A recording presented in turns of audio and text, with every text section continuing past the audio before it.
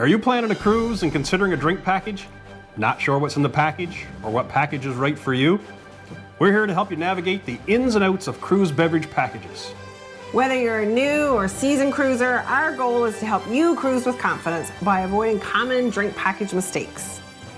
These tips will help you get the most for your money and maximize your enjoyment. Let's dive into the best strategies to level up your cruise experience. Welcome to Dockside Travel. Whether you have a cruise booked and are thinking about adding a drink package, or you're thinking about booking a cruise with a perks package that includes drinks, our goal is to help you avoid mistakes to get the most for your money and maximize your enjoyment. Based on our experience, there are definitely some things you want to avoid when it comes to drink packages. So, whether you're a new or seasoned cruiser, here is our list of 10 drink package mistakes you will want to avoid. Number 1, not buying your package before your cruise. Timing is everything, and that applies to purchasing your drink package as well. If you're thinking about buying a drink package, there are a couple of reasons why it makes sense to buy your package before you get on the ship. First, it's usually a case of buy now, save later.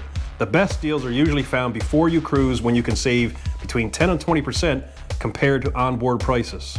On our upcoming Royal Caribbean cruise on the Liberty to Seas, the pre-cruise savings for the non-alcoholic refreshment package is 20% less than if we wait to buy on board. The deluxe beverage package, which includes alcohol, is 30% off. Another reason to buy now is to lock your price in at the current rates. As package costs and cruise fares tend to rise, this pre-cruise buying strategy is a smart move. Then you can keep an eye out for flash sales that cruise lines can put on in the days and weeks before you sail, and if a better price comes along, you can always cancel your old package and book it again at the better rate.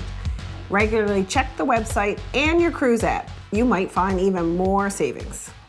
Number 2, getting a package for every cruise itinerary. Every cruise is unique, so choose your package wisely. If your schedule is packed with port visits and excursions, an expensive drink package might not be best for you. If your ship is going to be in port 4 or 5 days on a 7 or 8 night sailing, and you plan to go ashore every time you are dockside, getting a drink package may not be your best option, as you have less time on the ship to take advantage of a drink package. Also, if you're going to be away from the ship for extended periods of time, a drink package might not be worth the investment.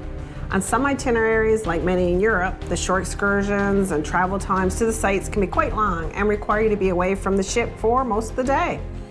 By the time you get back on board, you may be exhausted and less likely to stay up late at night enjoying cocktails at the nightclubs and martini bars. It might be better to pay per drink in that case. Finally, if you always plan to visit restaurants and bars while in the ports, you may be better off paying per drink while on the ship. Sampling the local cuisine and beverages is a big part of our overall cruise enjoyment, and we often find the local prices cheaper than drink prices on board. But on the other hand, if you plan to stay on the ship most of the time buying drinks without a package, it can really add up. One way or another, you're going to have to quench your thirst, so take some time to crunch the numbers before you cruise to decide what works best for you. Number 3, not understanding your package. When it comes to beverages, it's important to know what's included in your package. First, it's important to know whether your package includes alcohol or not. If you don't drink alcohol, look for packages without the booze and save yourself some real money. Most cruise lines have a rule that if you are buying the drink packages that include alcohol, 2 adults in the cabin need to buy that same level of package. If one person does not drink alcohol at all, then the extra cost might not be worth it for you. When it comes to alcoholic drinks, most cruise lines offer different levels of drink packages and can set price limits for the drinks included in your package. For example, during our recent cruise on the Celebrity Reflection, we had the classic beverage package. This allowed us to get unlimited bottles of water, cans of soda, and premium coffees for free.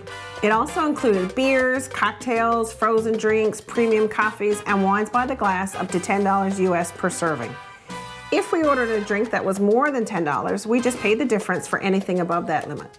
If you really like the top shelf liquor, fine wines, or craft and artisan beers that consistently run higher than $10 US, you may be better off with a premium drink package.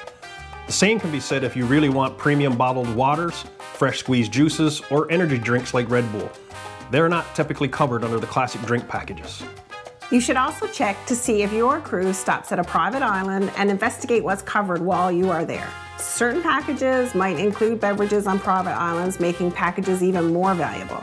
We enjoy a few frozen drinks and cocktails, beers and glasses of wine while we are on our vacations, so a drink package really works for us. If you don't drink much alcohol or soda, then just pay a la carte. Number 4, not exploring all of the drink options. If you get a drink package, don't limit yourself to your usual beverage. Having a drink package where drinks are already paid for is a great reason to try new things. If you don't like something you order, just get something else instead. We've discovered many new favorites that we might not otherwise have tried without having the drink package. Spending money on something you aren't sure about can make you hesitate. But just like all the food choices in the main dining room, having a drink package is a great way to expand your horizons. Also, don't limit yourself to just one bar. Get out and explore the ship. Many cruise ship bars have different menus, and some drinks can only be found at certain bars. Having a drink package is a great reason to get around the ship and discover all of the liquid treats that are on offer. During our cruises, we like to pick a sea day and do a bar crawl, where we typically explore all the bars on board and try a different drink at each one. We pace ourselves with a mix of alcohol and some non-alcoholic drinks, but it's a great way to try new things. We recently did a bar crawl on the Celebrity Reflection, and we're going to have a video coming out on that soon. There's a few antics and shenanigans, so be sure to subscribe to our channel and hit the notification bell so you can get notified when our new video does come out. Finally, don't limit yourself to the bar menus. There are hidden gems to explore simply by asking your bar server for their suggestion. I never knew how much I liked a sidecar until it was suggested to me a few years back. Same for pomegranate mojitos and Malibu Bay Breeze. I can't imagine cruise life now without them. Number 5, paying for a package upgrade you won't use. Everyone fears the dreaded upsell, and with all the different drink package options that cruise lines offer, it can be really hard to figure out what you will need. You should purchase your drink package before you get on board, but once you're on your cruise ship, you will often be asked if you want to upgrade to a premium package. For example, during our recent cruise on the Celebrity Reflection, we paid for the all-included cruise fare, which came with prepaid gratuities, Wi-Fi, and a classic beverage package. If you were to buy the classic package on its own, it would start at $89 per person per day, plus gratuities. As noted before, this allowed us to get drinks up to $10 US per serving, as well as premium coffees, bottled water, and cans of soda. We were asked many times over the first few days of our cruise if we wanted to upgrade to Celebrity's premium beverage packages that would expand our choices to premium bottled waters, fresh squeezed juices, energy drinks, vitamin water, and cocktails up to $17 per drink.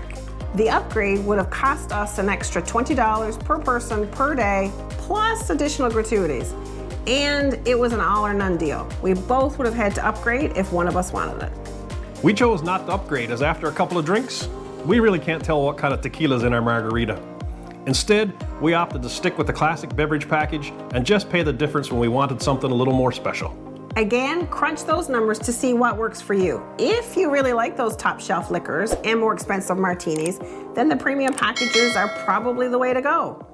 Otherwise, don't shell out for something you really won't use. Save your money for something else on board, like a specialty restaurant or shore excursion. Number 6, not getting what you pay for. If you buy a package that includes premium alcoholic drinks, be sure to order those top shelf liquors. Bartenders get busy and they'll often default to grabbing the house brand, unless you specify what you want. Premium packages offer more choices, so don't hesitate to ask for your preferred brand by name. The same applies when it comes to wine. Be sure to let your sommelier know what package you have, and they can offer you a nice vintage that falls within your price range. If you're not sure what's considered a premium liquor like me, just ask your bartender. They are trained professionals that know their way around the top shelf, and they can explain the subtle differences between brands. Number 7, not understanding tips. Many people often tip twice for drinks without even realizing it. When it comes to drink packages, understanding gratuities is essential for a seamless experience and to make sure you're not paying for something twice. With a drink package, gratuities or tips for bar servers are usually included at the time of purchase on top of the package cost. The added gratuities usually range from an additional 18 to 20% depending on the cruise line. This means you won't need to tip your bartenders for each drink you order when you're on a cruise because you've already paid for it. Of course, if you want to show your appreciation above and beyond the already included tip, the choice is entirely yours. For us, when we get really good bar service on a cruise, we'll tip an additional amount. Leave us a comment below to let us know what you think is really good bar service and how much you might leave as an additional tip. Number 8, not taking advantage of the non-alcoholic drink options. Remember, drink packages are not all about alcohol. Many packages cover specialty coffees, teas, refreshing frozen drinks, and even fresh juices. For us, one of the best features of Celebrity Cruises is Cafe El Baccio and the specialty coffee they serve. We really enjoy our morning lattes and cappuccinos, which you can enjoy at the cafe or in a to-go cup. But one of the new things we tried on our recent cruise on the Celebrity Reflection were some of the iced coffee beverages they had on offer. There is nothing quite like an iced vanilla latte on a hot afternoon when you're looking for something to help cool you off, yet give you a little burst of energy. Be sure to calculate the value of these non-alcoholic offerings when you do the math on the packages to decide what's best for you.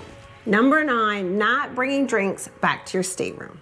Most drink packages include bottled water and many include cans of soda. We often ask our cabin attendant to clear out the mini fridge so we can keep a few bottles of cold water or soda on hand for those times when we're back at the room. Don't make the mistake of getting thirsty in your room and grabbing for one of the pre-stocked drinks in your fridge. You'll end up being charged for it, and there's no need to pay for something that is already included in your drink package. Simply ask your bar servers for a bottle of water or a can of soda along with that frozen drink you ordered. You can then take them back to your cabin and put them in the fridge. This means you won't have to run back out to a water dispenser or up to the buffet to fill your water bottle every time you need a drink. We also like to be sure to pack some water in our backpacks or our beach bags when we leave the ship on port days. That way we can stay hydrated to and from our excursions, as well as not having to spend unneeded money in the port on beverages, or take time away to find places to buy drinks if we're doing other things. Number 10, fretting too much about drink packages. At the end of the day, you may find the biggest benefit to having a drink package is not having to worry about how much you spend while on vacation. The convenience of knowing that your drinks are already paid for can help you relax during your well-deserved vacation. There's something nice about not having to check your onboard expense account every couple of hours to see how much you've spent and whether that glass of wine at dinner is going to break the bank. The cruise experience is all about relaxation and enjoyment, and vacation time is precious. It's a time to leave your worries behind, not add to them. In conclusion, crafting the ultimate cruise drink package experience requires a mix of strategy, exploration, and indulgence.